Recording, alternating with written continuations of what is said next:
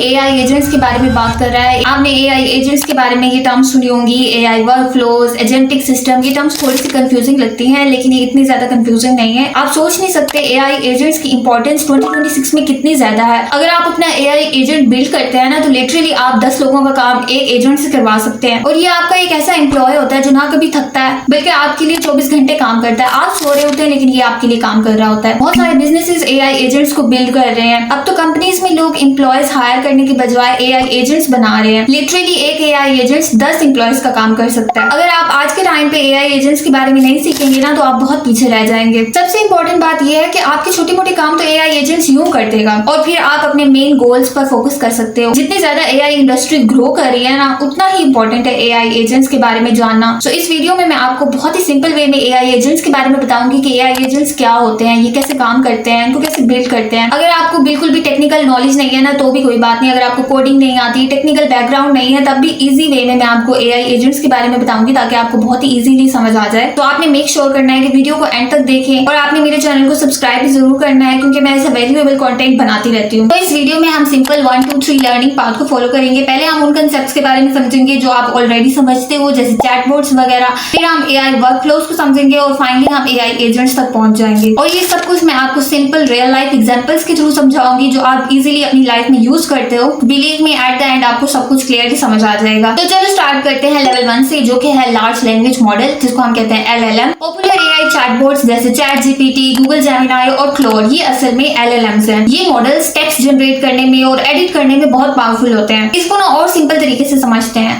आप यानी एक ह्यूमन एक इनपुट देते हो LLM को, और LLM अपने ट्रेनिंग डेटा के बेसिस पर एक आउटपुट जनरेट करता है। फॉर एग्जांपल, अगर मैं चैट जीपीटी से कहूं कि मेरे लिए एक पोलाइट ईमेल लिखो, तो मेरा प्रॉम्प्ट इनपुट है, और जो ईमेल चैट जीपीटी जनरेट करेगा वो आउटपुट है। ये आउटपुट असल में लार्ज लैंग्वेज मॉडल से निकला है, और ये बहुत हद तक परफेक्ट होता है। अब तक आपको सब कुछ काफी सिंपल लग रहा होगा, लेकिन अगर सोचो मैं चैट जीपीटी से पूछूं कि मेरी नेक्स्ट कॉफी चैट कब है, तो इसे पता ही नहीं है। क्यों? क्योंकि इसके पास मेरा कैलेंडर एक्सेस नहीं है, इसको मेरी पर्सनल इंफॉर्मेशन के बारे में नहीं पता। यहाँ से हमें LLMs की 2 इंपॉर्टेंट क्वालिटीज समझ आती है। पहली, चाहे ये जितने ज्यादा ट्रेनिंग डेटा पर बेस्ड होते हैं, लेकिन फिर भी इनके पास पर्सनल इंफॉर्मेशन नहीं होती। जैसे हमारी पर्सनल डिटेल या किसी कंपनी का इंटरनल डेटा इनके पास नहीं होता। दूसरी इंपॉर्टेंट बात, LLMs पैसिव होते हैं। ये खुद से तब तक कुछ नहीं करते जब तक हम इन्हें प्रॉम्प्ट नहीं देते, और ये बस वेट करते हैं और हमारे प्रॉम्प्ट पर हमें रिस्पॉन्ड देते हैं। अब आपने इन दोनों पॉइंट्स को याद रखना है, क्योंकि ये आगे चल के बहुत इंपॉर्टेंट है। अब चलते हैं लेवल 2 की तरफ, यानी एआई वर्कफ्लोज। चलो अपने एग्जांपल को थोड़ा और आगे लेकर चलते हैं। अब अगर मैं चैट जीपीटी से ये कहूं कि जब भी मैं किसी पर्सनल इवेंट के बारे में पूछूं, तो पहले मेरा कैलेंडर चेक करो और फिर मुझे आंसर दो। इससे अब क्या होगा ना, जब भी मैं एआई से पूछूंगी कि मेरी कॉफी चैट कब है, तो एआई पहले कैलेंडर चेक करेगा और फिर मुझे आंसर देगा। अब ये थोड़ा स्मार्ट तरीके से काम कर रहा है, लेकिन यहाँ पर एक प्रॉब्लम ये आती है। अगर मैं नेक्स्ट क्वेश्चन ये पूछूं कि उस दिन वेदर कैसा होगा, तो एआई फिर फेल हो जाएगा, क्योंकि हमने उसको सिर्फ ये बताया था कि वो सिर्फ कैलेंडर चेक करे। वेदर के बारे में हमने उसे कोई इंस्ट्रक्शन नहीं दी थी। ये एआई वर्कफ्लोज की ना एक लिमिटेशन होती है। ये सिर्फ वही स्टेप्स को फॉलो करते हैं जो हम इन्हें पहले से बताते हैं, मतलब ये प्री डिफाइंड स्टेप्स को फॉलो करते हैं। अब अगर मैं इस एआई वर्कफ्लो में और स्टेप ऐड कर दूं, जैसे वेदर अपडेट को पहले चेक करना और फिर टेक्स्ट को ऑडियो में कन्वर्ट करना। अब इन नेक्स्ट स्टेप्स की वजह से एआई चेक कर सकता है कि वेदर कैसा होगा, और ऑडियो में हमें बता भी सकता है। लेकिन फिर भी ये एआई एजेंट्स नहीं बनेगी, अभी भी एआई वर्कफ्लोज हैं जो प्री डिफाइंड स्टेप्स को फॉलो करते हैं। अब चाहे आप इसमें 10 स्टेप्स ऐड कर दो या 1000 स्टेप्स ऐड कर दो, जब तक डिसीजन मेकिंग हम खुद कर रहे हैं या ह्यूमंस डिसीजन मेकिंग कर रहे हैं, तब तक ये एआई एजेंट्स नहीं है, ये एआई वर्कफ्लोज हैं। अब आते हैं लेवल 3 पर, यानी एआई एजेंट्स। ये सबसे इंपॉर्टेंट स्टेप है। अब तक आप क्या कर रहे थे? अब तक आप डिसीजन मेकिंग खुद कर रहे थे, लेकिन जब हम एआई एजेंट्स की बात करते हैं ना, तो एआई एजेंट्स ह्यूमंस की जगह पर डिसीजन मेकिंग कर सकते हैं। इनके अंदर ये कैपेबिलिटी होती है कि ये हमारे बिहाफ पर डिसीजंस ले सकते हैं। एक एआई एजेंट्स ना 3 मेन काम करता है। सबसे पहले वो रीजन करता है, यानी सोचता है कि बेस्ट अप्रोच क्या है। दूसरा, वो एक्ट करता है, यानी डिफरेंट टूल्स को यूज करता है काम करने के लिए। तीसरा, एआई एजेंट अपने काम को इंप्रूव करता है, यानी अपने आउटपुट को और इंप्रूव करता जाता है। यहाँ सबसे इंपॉर्टेंट बात यह है कि जब हम LLMs को डिसीजन मेकिंग की पावर दे देते हैं, तो वो एआई वर्कफ्लोज से एआई एजेंट्स बन जाते हैं। मतलब एआई एजेंट खुद डिसाइड करेगा कि कैसे लेटेस्ट इंफॉर्मेशन को कलेक्ट करना है, कौन सा बेस्ट टूल यूज करना है, और कैसे आउटपुट को इंप्रूव करना है। इसी कंसेप्ट को रिएक्ट फ्रेमवर्क कहते हैं, यानी रीजन और एक्ट दोनों। हर एआई एजेंट सोचता भी है और काम भी करता है। पहले आपको LLMs में जब कोई आउटपुट पसंद नहीं आता था, तो आप खुद अपना प्रॉम्प्ट चेंज करते थे, लेकिन एआई एजेंट्स खुद अपना आउटपुट आउटपुट जनरेट करते हैं, उसको फिर खुद इवेल्युएट करते हैं और फिर उसको खुद इंप्रूव भी करते हैं। तो ये प्रोसेस सारा चलता रहता है जब तक उनको बेस्ट रिजल्ट नहीं मिल जाता। तो ये सब कुछ ना ऑटोमेटिकली होता है, ये सब कुछ एआई खुद करेगा बगैर किसी ह्यूमन इंस्ट्रक्शन के। तो यही पावर होती है एआई एजेंट्स की। ये डिसीजन मेकिंग कैपेबिलिटीज रखते हैं, ये आपके लिए 24 घंटे काम कर सकते हैं बगैर थके, पूरे टीम का काम रिप्लेस कर सकते हैं। सो इसीलिए एआई एजेंट्स को सीखना